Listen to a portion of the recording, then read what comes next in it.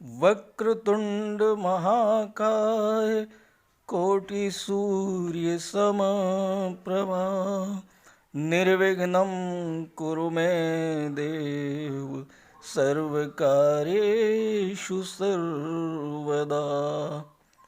नमस्कार। ज्योतिष शास्त्र में श्रद्धा और विश्वास रखने वाले सभी जातकों का पारलौकिक जगत चैनल में बहुत बहुत स्वागत है। ग्रहों के राजा सूर्य देव 15 जून को सूर्योदय के साथ ही मिथुन राशि में गोचर कर चुके हैं। मिथुन राशि में सूर्य के इस गोचर का मेष राशि के जातकों के जीवन पर क्या प्रभाव पड़ेगा, इसी पर विचार करेंगे, इसी का विश्लेषण करेंगे इस वीडियो में। विशेष करके उस स्थिति में जबकि आपकी कुंडली के अष्टम भाव में केतु विराजमान हैं, तो अष्टम भाव में विराजमान केतु आपके जीवन को किस तरह से प्रभावित करेंगे, इसका भी विश्लेषण विशेष तौर पर अलग से करेंगे। तो चलिए वीडियो शुरू करते हैं। तो ये है मेष राशि के जातकों की कुंडली आपके सामने। भगवान भुवन भास्कर 15 जून को सूर्योदय के साथ ही मिथुन राशि में गोचर कर चुके हैं। मिथुन राशि के स्वामी बुध हैं और सूर्य और बुध एक दूसरे के मित्र हैं, तो इस गोचर का आपको लाभ मिलेगा। आपकी जन्म कुंडली या गोचर कुंडली में बनने वाले ग्रहों के हर योग का आपके जीवन पर निश्चित रूप से प्रभाव पड़ता है। ग्रहों की चाल ही लोगों को प्रभावित करती है और उसी के अनुसार शुभ या अशुभ फल प्राप्त होता है। सूर्य के मकर राशि में गोचर के साथ शुक्र के साथ युति बनेगी, क्योंकि शुक्र मिथुन राशि में ही विराजमान है, लेकिन सूर्य के समीप आने से शुक्र अस्त हो जाते हैं। तो शुक्र के अस्त होने से शुक्र का कोई विशेष प्रभाव मेष राशि के जातकों के जीवन पर नहीं पड़ेगा। 7 जुलाई को बुध इस समय धन भाव में विराजमान है और 7 जुलाई को बुध भी पराक्रम भाव में गोचर कर जाएंगे, तो सूर्य के साथ मिलकर बुधादित्य योग बनाएंगे, जो कि राजयोग का निर्माण करेगा और आपका जीवन खुशियों से भर देगा। आपकी कुंडली के पराक्रम भाव में शनिदेव विराजमान हैं, लाभ भाव में देवगुरु बृहस्पति विराजमान हैं और अष्टम भाव में केतु विराजमान हैं, तो इस पर भी विशेष चर्चा करेंगे। पहले बात कर लेते हैं कि सूर्यदेव के पराक्रम भाव में विराजमान होने से आपके जीवन पर क्या प्रभाव पड़ेगा। कुंडली का जो तृतीय भाव होता है, थर्ड हाउस होता है, इसे पराक्रम भाव कहते हैं और यहाँ पर सूर्यदेव गोचर कर रहे हैं। थर्ड हाउस से पराक्रम, पुरुषार्थ, परिश्रम, छोटी भाई बहन, सोशल रिलेशंस, शारीरिक क्षमता और मित्रगण का विचार किया जाता है। सूर्य में ऊर्जा है, गर्मी है, प्रकाश है। सूर्य के इस गोचर से आपके पराक्रम और पुरुषार्थ में वृद्धि होगी। पुरुषार्थ में वृद्धि का अर्थ ये हुआ कि आप जो भी कार्य कर रहे हैं उस कार्य को आप पूरे मनोयोग से करेंगे। कार्य में आपका मन लगेगा, बिना किसी दबाव के आप स्वतः अपने कार्य में पूरी ऊर्जा और क्षमता से लग जाएंगे। सूर्य आपकी क्षमता में भी वृद्धि करेंगे। साथ ही आपको भाग्य का भी सपोर्ट मिलेगा, क्योंकि सूर्य की दृष्टि जो है आपके भाग्य भाव पर भी पड़ रही है।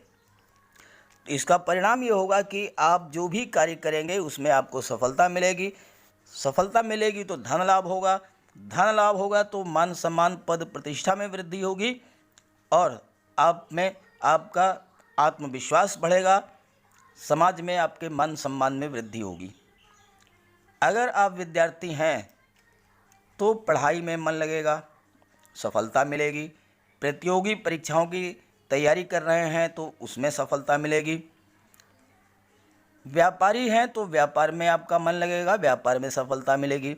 व्यापार के नए नए रास्ते खुलेंगे, व्यापार के क्षेत्र में आप नए प्रयोग करेंगे, नए इनोवेशंस करेंगे और उसी के साथ आपको सफलता भी मिलेगी।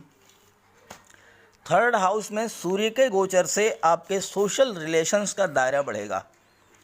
समाज के गणमान्य व्यक्तियों से, जैसे सरकार के मंत्री हैं, विधायक हैं, सांसद हैं या उच्च स्तर के प्रशासनिक अधिकारी हैं, आईएएस आईपीएस हैं, इनसे आपके संबंधों का विस्तार होगा। मधुर संबंध बनेंगे आपके, जिसका लाभ आपको तो मिलेगा ही, साथ ही साथ आप समाज के अन्य व्यक्तियों को भी इससे लाभ कराएंगे। समाज के अन्य व्यक्तियों के कार्य आप पूरे कराएंगे। परिणाम ये होगा कि आपको सोशल रिस्पेक्ट मिलेगी। हालांकि सूर्य जब आपको सफलता के शिखर पर पहुंचाएंगे तो आपके ईगो, आपके अहंकार में भी वृद्धि करेंगे। इस चीज़ पर आपको नियंत्रण रखना है, इससे आपको बचना है। सोशल वर्क में बिजी होने के कारण परिवार के लिए समय थोड़ा कम बचेगा, तो इससे परिवार में थोड़ा तनाव हो सकता है। लेकिन अगर आप अपने क्रोध पर, अपने ईगो पर नियंत्रण करेंगे और सामंजस्य बिठाकर चलेंगे तो सूर्य का ये गोचर आपको बहुत अच्छे परिणाम देने वाला है। खासकर वो व्यक्ति जो कि सूर्य से संबंधित कार्यों से जुड़े हुए हैं, जैसे कि सरकारी नौकरी में हैं, प्रशासनिक सेवा में हैं, न्यायिक सेवा में हैं या राजनीति में हैं, इन सभी के पराक्रम में वृद्धि होगी, भाग्य का सपोर्ट मिलेगा और बहुत ही लाभ होगा इस गोचर काल में। जो लोग स्वर्णकार हैं, जौहरी हैं, सोना, माणिक्य, तांबा, इन सब का व्यापार करते हैं, उन्हें भी इसका लाभ मिलेगा। विदेश सेवा से जुड़े हुए लोगों को विशेष लाभ मिलेगा। जो डॉक्टर हैं, सर्जन हैं, वकील हैं, शिक्षक हैं, जौहरी हैं, मैनेजमेंट का काम देखते हैं या कोई शिक्षण संस्थान संचालित करते हैं, उन्हें भी इस गोचर से बहुत बड़ा लाभ मिलने वाला है। सूर्य का ये गोचर 15 जून से 16 जुलाई उनके लिए विशेष शुभ रहेगा। अब बात कर लेते हैं सूर्य की दृष्टि की, जो कि भाग्य भाव पर पड़ रही है। कुंडली में कोई भी ग्रह जिस भाव में विराजमान होता है उससे अधिक उस भाव को प्रभावित करता है जहां पर उसकी दृष्टि पड़ती है। सूर्य को एक ही दृष्टि प्राप्त है और वो है सप्तम दृष्टि, और सूर्य की सप्तम दृष्टि आपके भाग्य भाव पर पड़ रही है। सूर्य आत्मा है, सूर्य जीवन है, सूर्य पिता के भी कारक हैं, सूर्य सरकार राजनीति के कारक हैं, सरकारी अधिकारियों, सरकारी पदों के कारक हैं। कुंडली का जो नवम भाव है वो भाग्य को दर्शाता है। नवम भाव गुरु का, धर्म का भाव है, कानून का भाव है, लंबी दूरी की यात्राओं का भी भाव है, और विशेष करके धर्म से संबंधित यात्राएं, तीर्थ यात्राओं का भी भाव है कुंडली का नवम भाव। सूर्य में ऊर्जा है, ऊष्मा है, प्रकाश है, तो ये आपके भाग्य को प्रकाशित कर देंगे, यानी आपका भाग्य चमक उठेगा। और अगर भाग्य चमक गया तो फिर क्या कहना, ऐसे जातक तो मिट्टी को भी सोना बना देते हैं। आपके लाभ भाव में देवगुरु बृहस्पति भी विराजमान हैं, तो भाग्य पुरुषार्थ के संयोजन से शुभ कार्यों से धन प्राप्त होगा और वह धन आपके जीवन के लिए शुभ होगा। कुछ धन ऐसा होता है जो कि अनैतिक कार्यों से अर्जित किया जाता है और वो धन जैसे आता है वैसे ही चला जाता है, उससे आपको लाभ नहीं हो पाता। लेकिन देवगुरु की कृपा से शुभ कार्यों से आप धन प्राप्त करेंगे और वह धन आपके जीवन में आपके काम आएगा, आपके लिए उपयोगी होगा, आपके लिए लाभप्रद होगा। आप उससे प्रॉपर्टी खरीद सकेंगे, उससे आप एसेट्स बना सकते हैं, उसे आप कहीं भी निवेश कर सकते हैं और उसका आपको लाभ होगा। हर कार्य में सफलता आपको मिलेगी और यही सफलता जब आपके सिर पर चढ़कर बोलने लगेगी तो आपके अंदर अहंकार पैदा होगा, आपके अंदर ईगो डेवलप करेगी। इससे आपको बचना है। पिछले वीडियोस में मैंने आपको बताया है, सूर्य के जितने भी वीडियोस मैंने बनाए हैं सूर्य से संबंधित, सूर्य के राशि परिवर्तन से संबंधित, उसमें मैंने आपको बताया है कि आपके पास धन है, आपके पास पुरुषार्थ है, आपके पास सोशल रिलेशंस हैं, तो आप गरीबों की मदद करें, दूसरों की हेल्प करें।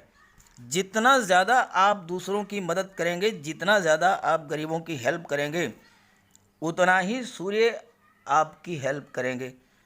साथ ही साथ इससे आपके ईगो को भी संतुष्टि मिलेगी, आपके अहम को भी संतुष्टि मिलेगी, सूर्यदेव की कृपा भी होगी, धर्म में आपकी रुचि बढ़ेगी और आप धर्म के रास्ते पर, सही रास्ते पर कार्य करते हुए जीवन में आगे बढ़ेंगे तो आपको आशा से अधिक सफलता मिलेगी और आपकी भाग्योन्नति होगी। अब आइए बात कर लेते हैं अष्टम भाव में विराजमान केतु के संबंध में कि केतु अष्टम में विराजमान हैं तो आपके जीवन को किस तरह से प्रभावित करेंगे। कुंडली का अष्टम भाव मौत का घर कहा जाता है। अष्टम भाव से मृत्युतुल्य कष्ट, गंभीर बीमारियों, सर्जरी एवं सांघातिक रोगों का विचार किया जाता है। साथ ही साथ अष्टम भाव ज्योतिष, पराविज्ञान, अतीन्द्रिय शक्ति, अनुसंधान और रिसर्च का भी घर है। अष्टम भाव में विराजमान केतु को मौत की आहट सुनने वाला ग्रह माना जाता है।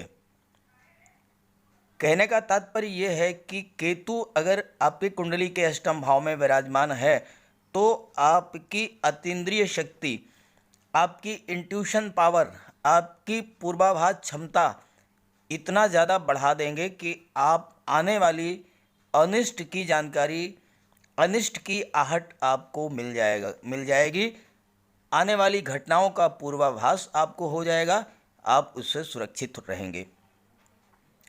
हालांकि केतु बहुत बड़ा नुकसान नहीं करेंगे आपका, लेकिन कुछ सावधानियां और कुछ उपाय मैं आपको बता दे रहा हूं जो कि ज़रूरी है। केतु संतान प्राप्ति में देरी के कारक हैं, लेकिन अगर 1 से 6 घर में बुध विराजमान हैं और आपकी कुंडली के द्वितीय भाव में बुध विराजमान हैं, 7 जुलाई के बाद तृतीय भाव में आ जाएंगे और अगले कई महीनों तक 1 से 6 भाव में ही विराजमान रहेंगे, तो आपको 34 साल से पहले की उम्र में पुत्र की प्राप्ति होगी। यहाँ मैं पुत्र की बात कर रहा हूँ, संतान की बात नहीं कर रहा हूँ। 34 साल से पहले आपको पुत्र की प्राप्ति होगी। तो संतान प्राप्ति का भी योग बन रहा है 15 जून से 16 जुलाई। ये जो राशि परिवर्तन है इसमें संतान प्राप्ति भी हो सकती है आपको। संतान के लिए ये योग शुभ भी है, संतान को भी लाभ हो सकता है, कोई न कोई जॉब मिल सकता है, उनके प्रोफेशन, उनके कैरियर में इम्प्रूवमेंट भी हो सकती है। एक विशेष बात यह है कि 8th हाउस में केतु विराजमान है तो आपको ना तो किसी से कर्ज लेना है और ना ही किसी को कर्ज देना है। प्राइवेट संस्थाओं में कोई भी पैसा नहीं लगाना है। पैसा आपको इन्वेस्ट करना है तो गवर्नमेंट बॉडीज़ में करिए, बैंकों में करिए, गवर्नमेंट इंस्टीट्यूशंस में कीजिए। प्राइवेट संस्था में धन मत लगाइएगा, रिश्तों में तनाव आएगा, पैसा डूब जाएगा, टकराव की स्थिति बनेगी। अष्टम भाव में विराजमान केतु आपको धर्म के प्रति रुचि भी आपकी बढ़ाते हैं। इस गोचर काल में आप धार्मिक आयोजन कर सकते हैं, सत्संग से आपका लगाव बढ़ेगा। हालांकि केतु के कारण जो है सेहत संबंधी छोटी मोटी समस्याएं आ सकती हैं, तो उसके लिए आप अपने बड़े बुजुर्गों का सम्मान करें, उनका आशीर्वाद लें। और केतु आपकी उम्र को लंबी करते हैं, ये ध्यान दीजिएगा। केतु अगर आपसे प्रसन्न हैं, आपकी उम्र एबव 70 होगी, 70 से ऊपर होगी। और अगर बृहस्पति और मंगल 6-12 में ना हो, 6 में बृहस्पति, 12 में मंगल, 12 में मंगल, 6 में बृहस्पति, अगर ये स्थिति नहीं है तो ये आपके लिए केतु जो है शुभ फल देंगे, बहुत ही शुभ फल देंगे। एक बात मैं आपको बताऊं कि केतु को कुत्ते का स्वरूप माना जाता है और कुत्तों को कहा जाता है कि यमराज दिखाई पड़ते हैं। जिन लोगों ने घरों में कुत्ते पाल रखे हैं वो रोना शुरू कर देते हैं, उन्हें मौत की आहट सुनाई पड़ जाती है। तो आप घर में एक कुत्ता पालें, कुत्तों की देखभाल करें, उन्हें भोजन दें, उनकी सेवा करें, आपको विशेष लाभ मिलेगा। आप पर आने वाला संकट कुत्ता अपने ऊपर ले लेगा, वो उसकी मृत्यु हो जाएगी। आप दूसरा कुत्ता पाल लीजिए, उसकी देखभाल करिए, आप बिल्कुल सुरक्षित रहेंगे। किसी तरह की कोई तकलीफ, दुर्घटना, कष्ट वो आप पर नहीं आएगा। तो ये सावधानियां थीं और ये उपाय थे केतु के लिए, तो इसे आप जरूर कीजिए। अगर 11th हाउस में विराजमान देवगुरु की बात नहीं की तो ये वीडियो अधूरा रह जाएगा, क्योंकि आपके लाभ भाव में देवगुरु बृहस्पति विराजमान हैं। तो चलिए इसकी भी चर्चा कर लेते हैं। एक और बहुत ही शुभ योग सूर्य के इस गोचर काल में बन रहा है। आपकी कुंडली के 11th हाउस में देवगुरु बृहस्पति विराजमान हैं। 11th हाउस आपकी आय, आपकी इनकम का भाव माना जाता है और साथ ही साथ देवगुरु बृहस्पति की दृष्टि सूर्य पर भी पड़ रही है।